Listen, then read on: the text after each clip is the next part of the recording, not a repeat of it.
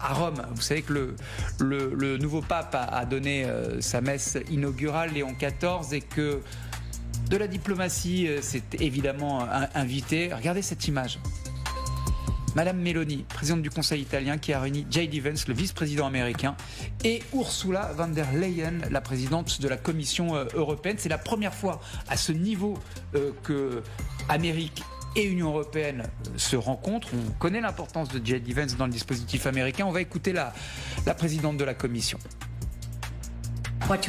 Nous sommes unis par la volonté de parvenir à une paix juste et durable en Ukraine. Monsieur Vance, je sais à quel point les États-Unis s'engagent et essayent de mettre fin à cette guerre et je vous en remercie. Ce qui est important désormais est de continuer à avancer et je pense que la semaine prochaine sera cruciale. Qu'a dit Adoum Douas? Oui. La semaine prochaine, dit Ursula von der Leyen, sera cruciale. Pourtant, vous allez nous raconter par le menu, et ça fait l'objet d'investigations, qu'en réalité, plus en plus d'informations révèlent que Vladimir Poutine n'en a absolument rien à faire de semaine cruciale ou de semaine pas cruciale. Il n'a aucune intention de négocier. Alors, il y a une phrase qui résume tout ça très bien, c'est ces négociations en Turquie ne relevaient que de la diversion.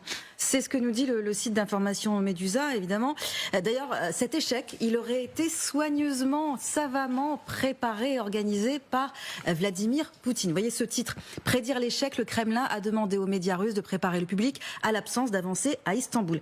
Et vous allez voir donc plus en détail un extrait de cet article de Medusa qui explique par le menu, vous l'évoquiez tout à l'heure Guillaume, regardez, le Kremlin a demandé aux médias russes de préparer l'opinion publique à un échec diplomatique à Istanbul. Ce mémo évoque le risque de nouvelles sanctions, mais souligne que ces mesures ne nuiront pas au développement du pays, que la Russie surmonte avec succès toutes les sanctions jusqu'à présent et que le budget d'ailleurs du gouvernement fédéral a été élaboré en conséquence, mon cher Guillaume. Donc en gros, il n'a jamais eu l'intention de se rendre à Istanbul. C'était un écran de fumée. Exactement. D'ailleurs, pour vous dire le peu de crédit qu'il faisait à ces négociations à Istanbul, on apprend toujours dans ce même article qu'il n'y a eu ni préparation, ni même discussion entre l'équipe de politique intérieure du Kremlin et cette fameuse délégation qu'on a envoyée à Istanbul. Oui. Donc ils ne se sont absolument parlé de rien.